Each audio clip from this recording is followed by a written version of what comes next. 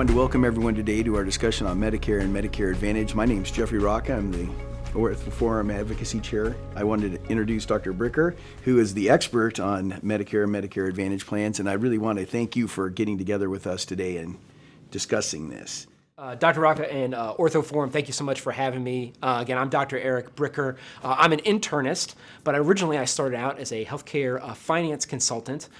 Did my residency training at Johns Hopkins in Baltimore, practiced with the Baylor Scott and White Hospital System here in Dallas.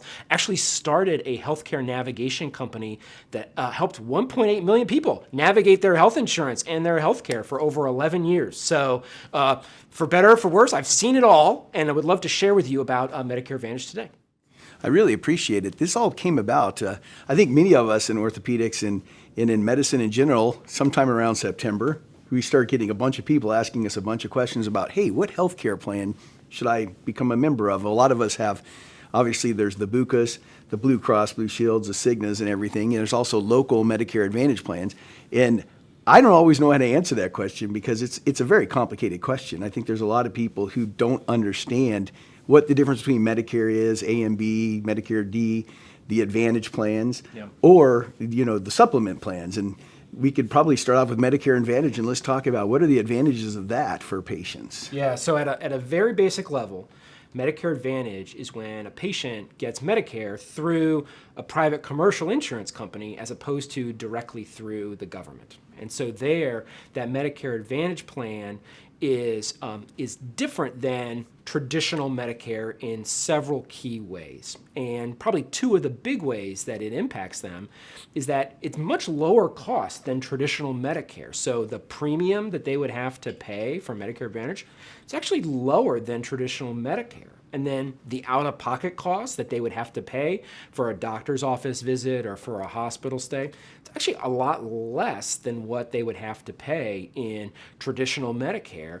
And it even includes things like dental insurance and vision coverage. Sometimes they even give you free hearing aids if you need them.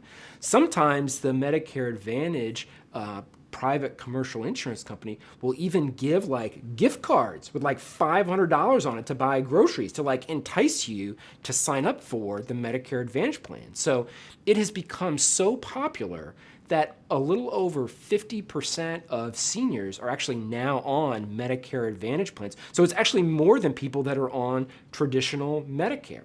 And it has really gone from like 25% of folks to about 50% of folks like in the last 10 years. And it's projected that about 75% of all Medicare beneficiaries are actually going to end up being on Medicare Advantage plans. And now, it sounds too good to be true.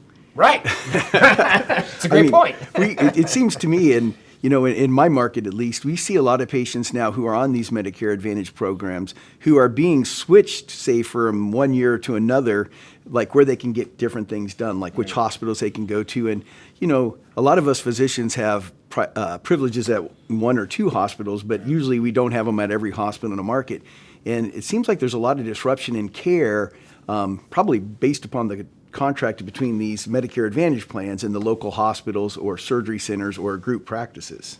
Yeah, that's correct. So in order for the Medicare Advantage plans to be essentially cheaper for the patients, there's a catch.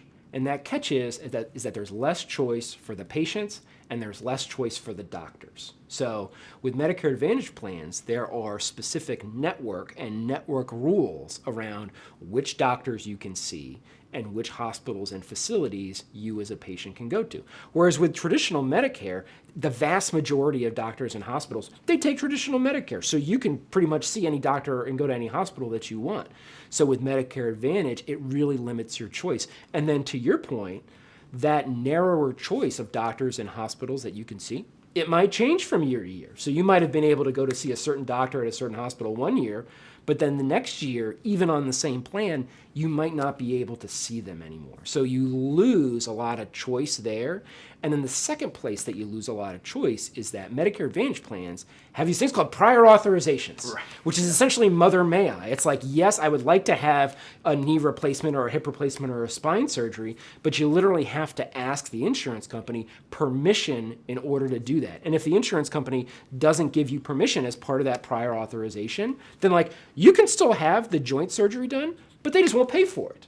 And so that requires a lot of documentation on the part of the physician with the insurance company. And then it's a lot of back and forth where like literally the insurance company will leave the doctor's office on hold for like 30 minutes to an hour waiting to talk to somebody there to get this surgery approved. So not only is it a narrower network, but you also have these prior authorization requirements. Traditional Medicare has almost no prior authorizations. So it's totally different in that respect.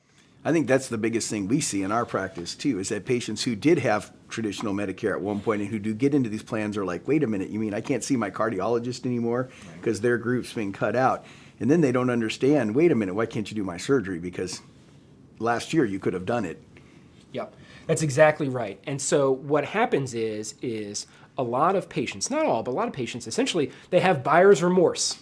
And they realize that they've gone into a plan that's just too restrictive for them. And they decide that you can't just leave the Medicare Advantage plan whenever you want, but they decide in the next year that they want to then go back to the traditional Medicare plan. And unfortunately, and this gets crazy into the weeds, but unfortunately, that then causes a challenge because people with traditional Medicare oftentimes sign up for what's referred to as a Medicare supplement plan. It's additional insurance to cover the deductible and the out-of-pocket costs that go along with traditional Medicare. And it's actually a lot harder to sign up for that Medicare supplement plan if you signed up for Medicare Advantage first and then you switch over to traditional Medicare later. It's a lot easier to sign up for that Medicare supplement plan if you just signed up for traditional Medicare to begin with. And it seems like these Medicare supplement plans actually have the best of both worlds because you don't get the prior auths that you have to get. You don't get the narrow network. So anyone that would take Medicare would be covered by your supplement typically. Yeah, so if you take traditional Medicare, because of course everything has to be complicated, right? It has several parts. It has Medicare Part A that covers your hospital visits, and then it has Medicare Part B that covers your doctor's office visits, and then all of your outpatient services like labs or like imaging, like x-rays or CT scans. And that second part, that Medicare Part B, has a premium that you have to pay. You don't get it for free. You actually have to pay into it. And then you have to pay 20% coinsurance for every single Part B service that you have. So if you go to the doctor's office or if you have an MRI done, you as a patient have to pay 20%. And then for the Medicare Part A, if you have to go into the hospital, you have to pay a deductible every time you go into the hospital. So what your Medicare supplement does is it says, okay, the supplement will pay for the deductible to go into the hospital. It'll pay for that coinsurance for that Part B. So to your point, you still don't have the prior authorizations, but then you have the coverage for those out-of-pocket expenses that you have with traditional Medicare. Now, what about Medicare Part D? Because Medicare Part D, if you don't sign up right away, you can have troubles getting that later on as well. So then there becomes the issue of prescriptions, okay? And that's what Medicare Part D covers. So when you sign up for traditional Medicare, there's A for the hospital, B for the doctors and the outpatient services, and then there is D for the prescriptions. Okay, now if you sign up for a Medicare Advantage plan, all of that is together in one plan. So your prescriptions are automatically part of your Medicare Advantage plan. But let's say you're like, okay, I got buyer's remorse, I don't want the Medicare Advantage plan anymore. So then you have to switch to Medicare, traditional Medicare, and you have to sign up for a Part D prescription plan, which could be from a totally, and you have to get Medicare Part D through an insurance company. Right. You cannot get it directly through the government. So you get A and B directly through the government. Then you'd have to sign up for Medicare Part D through an insurance company for your prescriptions. And then you'd have to sign up for a supplement as well. So when you do traditional Medicare, it's almost a little bit more a la carte as opposed to being one combined bundle with Medicare Advantage. And so that was part of the reason why Medicare Advantage was so attractive. Like, okay, it's cheaper and it's simpler because it's just one. But at the end of the day, what people want isn't insurance. What people want is care from a doctor, right? They want their knee to stop hurting or they want their back to start hurting. So unfortunately, doing the traditional Medicare kind of a la carte gives you more freedom and more choice when you actually need care. I was reading in the Wall Street Journal, I believe, recently about these insurance companies, though, are using the prior authorization in the Medicare Advantage plans to delay care as people get sicker and sicker, or so they claimed, and then forcing them back in traditional Medicare A and B, which would make them have to be paying those co-pays and deductibles. Yeah. So the regulations state that the insurance companies for a Medicare Advantage patient have to spend 85% of the money that they get from the government on care for that patient. And then the insurance company gets to keep 15%. You can almost think of it as like a very expensive Visa card, right? So like Visa keeps like 6 or 7%. Well, in this case, it's like them keeping 15%. And they just facilitate the transaction between the government paying and the doctor receiving the money. Okay? Now, every quarter, the insurance companies have to report their earnings or their profits to Wall Street.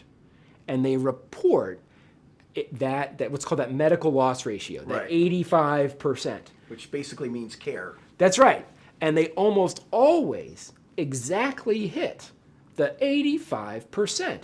Isn't that a coincidence? Kind of amazing. Dude, you mean that the exact same number of people every quarter happen to have knee and hip replacements? The exact same number of people happen to have spine surgery every single quarter so that it perfectly works out to 85% every time? No, of course not. They use it like a rheostat. You know, you use that to adjust electricity.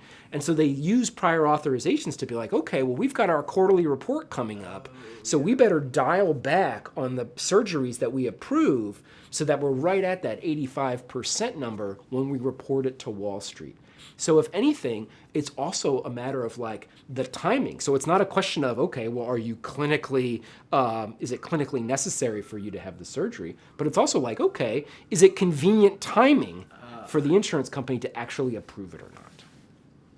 More than you ever wanted to know. I did not know.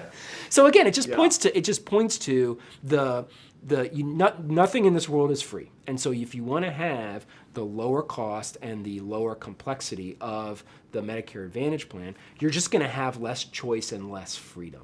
And at the end of the day, that ends up being not what patients want and not what doctors want. The other thing I noticed recently, there's a lot of hospital systems that are backing out of taking Medicare Advantage plans because now, just like with commercial insurance, these hospital chains have to go and negotiate with the United Healthcare or whomever has that plan. And it sounds like a lot of these people are now having to go for less than what they would if the patient just had traditional Medicare, meaning they're trying to get rates below Medicare. That's right. So when the Medicare Advantage plan has Medicare patients, they negotiate how much they're going to pay to the doc and the hospital. They don't have to pay what Medicare pays. They can negotiate any amount that they want. And so depending upon how much negotiating leverage the insurance company has versus how much negotiating leverage the doctor and the hospital have, it could be different amounts. So in other words, if the doctor and the hospital have a lot of negotiating power, it might be like 5% or 10% more than Medicare. But if the doctor and the hospital don't have a lot of negotiating power and the insurance company has a lot of negotiating power, then it might be 5, 10, 15% less than what Medicare is paying. So yes, the doctor and the hospital not only get paid slower, not only have to deal with prior authorizations and denials, but at the end of the day, when they actually get paid, they'll get paid less than what traditional Medicare would pay them. That is unbelievable. Unbelievable, right? Again, more than you would want to know, right? And so it's super complicated. There's a lot of moving parts. And so, and all of this just to like be able to ambulate, all of this to like live pain-free, right? At the end of the day, that's what the patients want, and that is what the doctors want, and everybody has to jump through all of this rigmarole and all these hoops to make it happen. How much does prior authorization cost a typical practice, or do you have an idea? Yeah, so just anecdotally from orthopedists that I've talked to, they think that to pay for their staff and for their own time to deal with all that, that they're losing about 15% of what they would have been paid on a surgery in order to deal with all that prior authorization. Now, has that caused, do you think, people to leave the Medicare rules? In other words, because physicians don't have to take Medicare. Yeah. Hospitals don't have to take Medicare. In fact, you're starting to see a lot of people opt out of these programs. Maybe not a lot, but some people. Yeah, so by specific Medicare Advantage insurance company, the answer is yes, because they're all not created equal. So the different insurance companies have sort of different behavior when it comes to how quickly they pay and how quickly they approve or do not approve surgeries. And so for the particularly, I once had a surgeon call them recalcitrant. So for the particularly troublesome insurance companies, then that's where the hospital and the doctor say, okay, insurance company A, we're not going to work with you anymore. We're going to drop you from Medicare Advantage. They might keep other Medicare Advantage plans, but they'll drop the particularly troublesome ones. So one thing I've been reading a lot lately, and we do a lot of advocacy in Washington, D.C., and we keep hearing about from the American Medical Association, the American Academy of Orthopedic Surgeons, that doctors are making less and less money. In fact, we saw recently where we're trying to fight to get the physician's fee schedule. Right. And it makes one wonder, if doctors are making less and less, somewhat 25% drop in the last 20 years in real dollars, who's making more money now? Yeah, and so one of the answers is the health insurance companies are making a lot more now. So interestingly, when the Affordable Care Act was passed in 2010, that all the major health insurance company stock prices have gone like through the roof between 2010 and now. They have dramatically increased. So from an investor standpoint, everyone thought, well, what's going to happen when the Affordable Care Act happened to these insurance companies? And the answer is, it was great for them. It was fantastic for them. And so Medicare Advantage is actually more profitable for these health insurance companies than like even selling insurance to individuals or to employers. So the average profit margin on a Medicare Advantage beneficiary is about $1,600 per person per year. Now, on their commercial population, which is like you just have it through your job, right? So you work at a restaurant or you're a police officer and you get your health insurance through your job, the health insurance company only makes $800 per person per year for those folks. So Medicare Advantage is growing quickly and it's more profitable for the health insurance company. And so it's really been essentially like the cash cow for health insurance profit growth over the past 10 to 15 years. That is unbelievable. It's that much more profitable for the insurance companies. It's been a boon for them, and essentially the major health insurance companies have become huge government contractors. Right. I mean, the majority of their money, their revenue, and their profits is coming from the government, and so they have very powerful lobbyists, and they call them government affairs people, Right. who are, and I won't name names, but one of the largest health insurance companies in America, they hired the chief of staff of one of the most powerful members of the House, who now runs their government affairs. So this person literally grew up with this congressperson. Their families have been friends for generations, and they work for this major health insurance company now. So they've got an inside track to make sure that the government is paying them handily for what they're doing. So it's almost like what you read about with these people going in from a government job and then going to work for the companies that they were regulating. That's exactly right. And of That's course exactly then they know everyone there. And because those health insurance companies are so big, they have centralized power. And this is where, at the end of the day, physicians are not centralized. You get 3 doctors in a room, they can't agree on anything, right? So all doctors have really been separated. And it's really been that separation of physicians that has caused them to have much less power in the government compared to what the health insurance companies have had.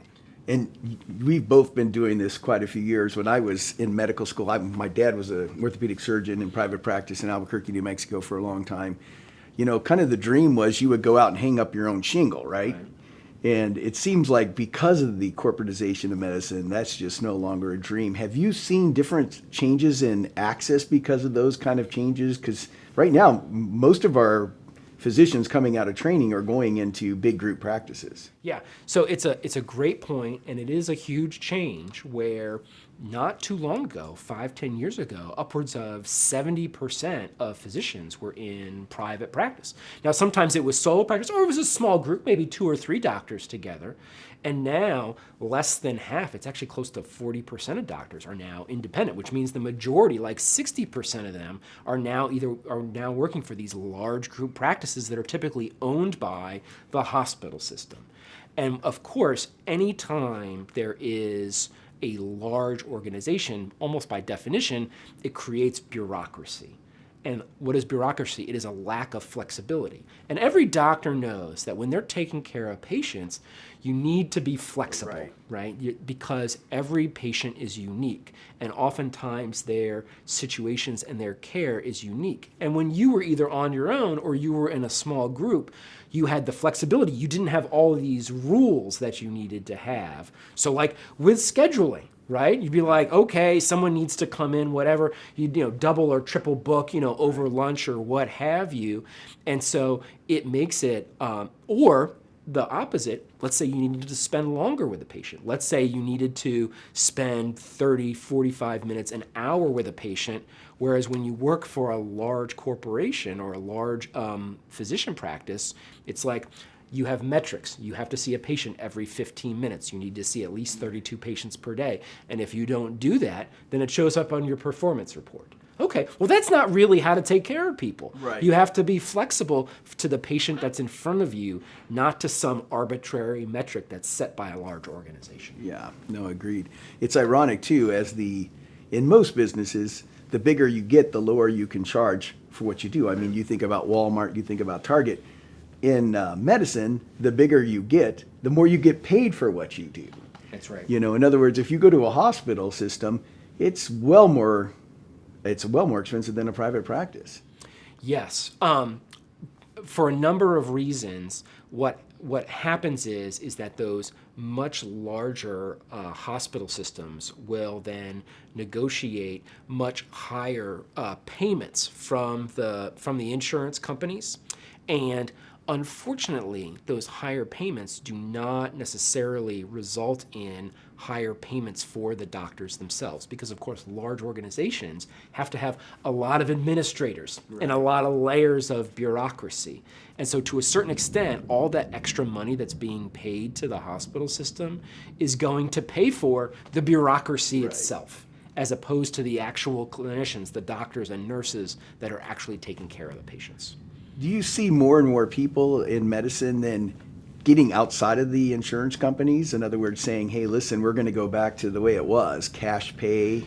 Yeah, so the short answer is yes, and of course there are certain orthopedic practices that have been doing cash pay with patients for a long time. I'd say that the movement is probably not to go 100% cash pay, but to have, I will tell you that whether it's in Oklahoma or here in Dallas where we're shooting this, or in other places as well, there are orthopedists that have transparent, upfront cash pay prices where it's like, we'll do a knee for $20,000 or $25,000. And that includes the physician, it includes the anesthesiologist, and it includes the facility fee. It includes the preoperative visit, and it includes the postoperative care as well. And everybody wins because 25 grand is a lot less than what the insurance had to be paid. The doctor also wins because they don't have to bill and then wait, 30 to 90 days to get paid. And for the patient, then they have the understanding of what the cost is going to be in advance. And honestly, the premiums for a health insurance for a family of 4 are like $36,000. Right. So you could have that one knee surgery for $25,000 without insurance, and it's still $11,000 less than if you'd actually paid the premium to the insurance company. So that's not the answer for everyone, but for certain people and for a lot of orthopedists, going with cash pay is a viable option for them. That's great. What about transparency? Because there has been quite a bit of talk about transparency recently. Do you have any thoughts about the best way to make healthcare prices transparent? Yeah, so it's a great question. There is actually a federal law that requires hospitals to make their prices transparent, and that actually requires the insurance companies to make their prices transparent as well. And unfortunately, Many of those organizations are not compliant. And unfortunately, the government has been derelict in enforcing their lack of compliance. So essentially, there's a law, people are breaking the law, and the government's not doing anything about it. So the first step would be to actually enforce the law that's already in place. You don't have to create any new law. You just have to say, okay, the law already exists. You have to post your prices by specific insurance company so that a person with insurance company A has the price for A and a person with insurance company B has the price for B. Now, will that happen with the new administration? I don't know. We'll have to see. We've talked about a lot of things today. Obviously, this is a very complicated Medicare Advantage plans, Medicare with the supplement, just going Medicare by itself, standalone. What's the best way to navigate that complication or complexity for our patients? Yeah, so it's a great question. I actually think it's good for a patient to talk to their doctor about their insurance coverage. And the doctor themselves might not have the answer, but I guarantee you that they've got a business manager or a billing manager who'd be able to talk to them about that. That in general, it's important to understand that if you do choose a Medicare Advantage plan, that might significantly limit your choice of doctors, it might limit your choice of hospitals, and it might even just limit your choice of even being able to have care. So, as they always say, buyer beware. Right. So you just have to beware if you're going to go in that direction. And do you think that for most of our patients, they should at least look at a Medicare with a supplement? You should always evaluate all your options. That is correct. Now, I will tell you that the really nerdy people, and I say that in a good way, like they get a spreadsheet and they put out, okay, well, how much would I have to pay in premium? And then what do I expect my medical costs to be in the coming year? I mean, they know, they're like, I got a cardiologist, I got an orthopaedist, maybe I have a dermatologist, and maybe I'm going to go to the emergency room maybe like once a year. And so on your spreadsheet, you can like list out, and believe it or not, of course, there's like YouTube videos and websites that show you how to do this, but you would actually want to estimate what that would cost you going the Medicare Advantage route versus the traditional Medicare route. One of the things that's really taken a lot of the oxygen out of the room for physicians is having this repeated inability to get an increase in the physician fee schedule from Medicare. And this year is an important year for us in advocacy because there's going to be some changes, obviously. Right. And one of the questions that I've been getting a lot when I go to Capitol Hill is, we don't want to do SGR3 again. We did SGR1, and then we went to the new system, which they're now referring to as SGR2. And so I can totally understand that. But when we've gone to talk to our organizations, they really don't have an idea of what would be the best way to fix the physician fee schedule in the long term. And obviously there's a lot of things out there. Have you thought about what we should be asking for as physicians? Yeah, and this is just my opinion, but at the end of the day, I am not a political strategist, but I think that politicians want votes, and at the end of the day, doctors themselves don't actually represent a lot of votes, right? There's about 1 million doctors nationwide. That's about it, about 900,000 to 1 million doctors nationwide.